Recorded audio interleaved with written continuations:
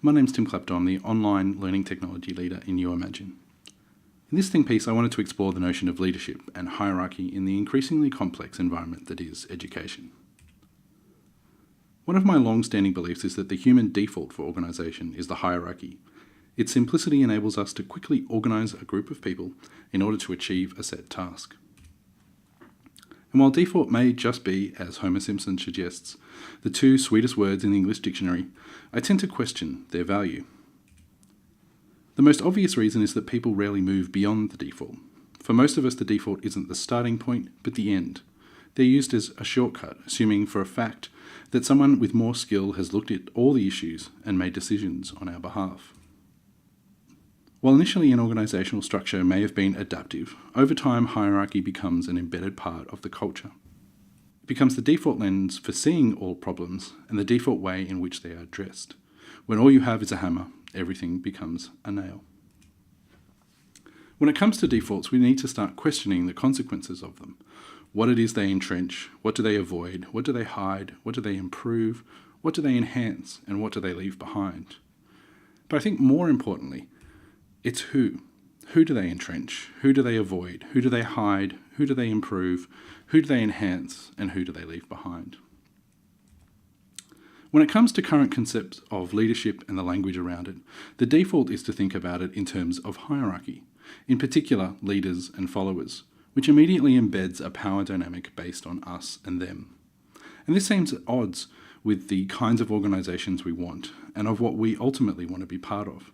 But hierarchy tends to distill roles into these kinds of binaries, which may work well in simple organisations, but tend to stretch and break the larger an organisation gets. The reality is that hierarchies and the kind of leadership they promote won't help us move into the future. One result of hierarchical organisations is that they divorce people from power. Rather than empower people, they seek to confine it to just a few, and use the hierarchy itself as the mechanism to maintain and support this function.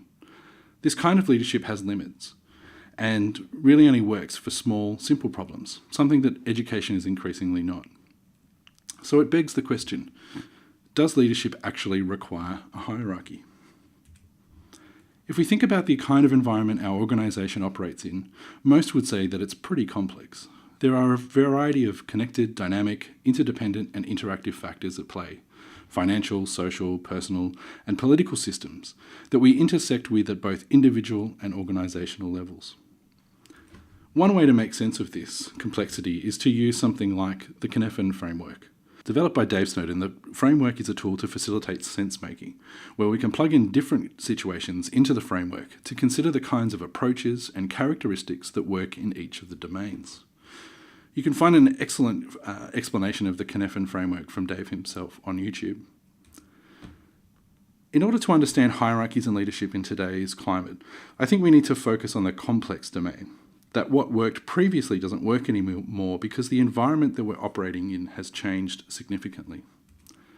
Education is complex. It's no longer simple or even complicated because it now operates at a global and local level of interplay with various markets, governments, communities, and individuals. You throw in a couple of decades of computing and rapidly changing communications technology, and we have a system that no longer knows what is best practice. It's difficult to even define what is good practice. Complexity challenges simple wisdoms. The definition of insanity is doing the same thing twice and expecting a different result.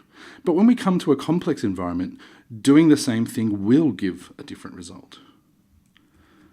Complexity also challenges existing measures and metrics, and often finds them inadequate. Problems often have many contributing factors, often far beyond an organisation's control, be they social, political, or cultural. But rather than admitting defeat, complexity challenges us to find ways to intervene rather than fix or solve a solution entirely. That small changes have big effects. And we see it when providing support to a student at a particularly difficult time, which results in them completing their degree and goes on to ultimately changing their lives and the lives of their families. In the complex domain, even beginning to understand the problem requires experimentation. The final solution is not apparent once discovered, and in hindsight it might seem obvious, but it was not apparent at the outset. No matter how much time you spend in analysis, it's not possible to identify the risks or accurately predict the solution or effort required to solve the problem. Complexity requires us to focus on emergent solutions. Associate Provost of Digital Learning at Middlebury College, Amy Collier, uses the phrase not-yetness to describe what is happening in distance and online education. To quote her, "In our context, emergence is allowing new ideas, new methodologies, new findings, new ways of learning, new ways of doing, and new synergies to emerge, and to have those things continue to feed back into more emergence. Emergence is a good thing for us. Not-yetness is the space that allows for emergence. Not-yetness is not satisfying every condition, not fully understanding something, not checklisting everything, not tidying everything, not trying to solve every problem, but creating space for emergence to take us to new and unpredictable places, to help us better understand the problems we are trying to solve. Emergence is not only key to solving problems, but to discovering and defining them too.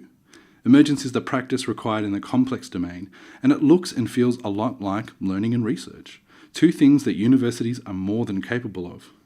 It may seem counterintuitive, but emergence is about loosening control and providing space for iteration and adaptation, of being willing to take risks and for risks to be part of the equation, rather than something that has to be eliminated.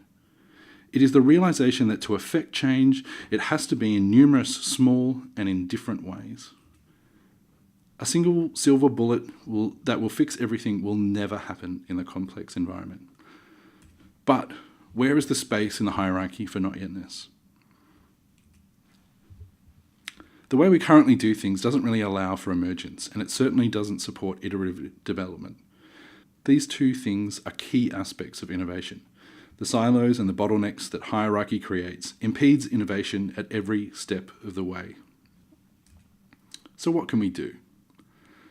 One way is to rethink the concept of leadership and to uncouple it from the hierarchical structure. Leadership should be something that we can build and develop outside the hierarchy, to model a different kind of leadership, one that doesn't rely on the concept of leaders and followers. So this is the definition that I came up with during the Graduate Certificate in University Leadership and Management. It's an attempt to define the role of a connected leader, so that leadership is taking the responsibility to create an environment that facilitates a transition between states. So instead of authority, there's responsibility. Instead of control, there is autonomy through a focus on environment. And instead of change, which is now the rule rather than the exception, I've tried to define a process that is much more holistic and captures the journey as much as the destination. Another way to change is to shift the focus from the vertical elements in the hierarchy and to develop horizontal structures, teams that complement, collaborate, and share across divisions, schools, and faculties. To augment the hierarchy and to reduce the silo issues, teams that span the silos that a hierarchy creates work together in a more holistic way. These teams can share and create knowledge that span the organisation rather than it being concentrated. Another way would be to invest in areas that create diversity within the organisation. This would be a process of investing in innovations outside the normal business functions of the organisation and in areas that the organisation relies on for support. Technology is an obvious one, investing in the development of new systems that support the delivery of our online courses.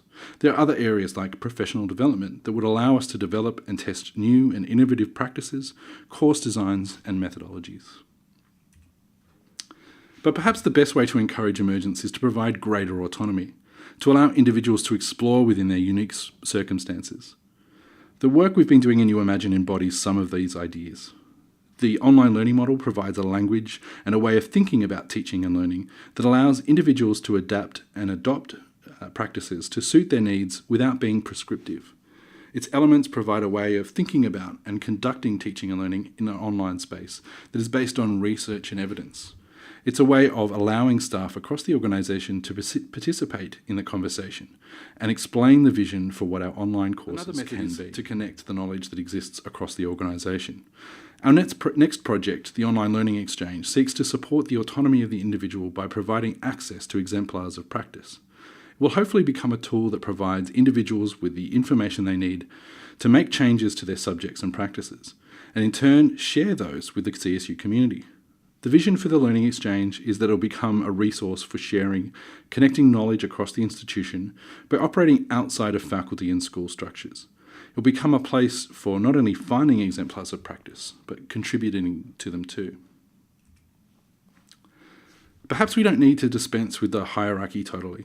It provides a stable scaffold from which the organisation can run.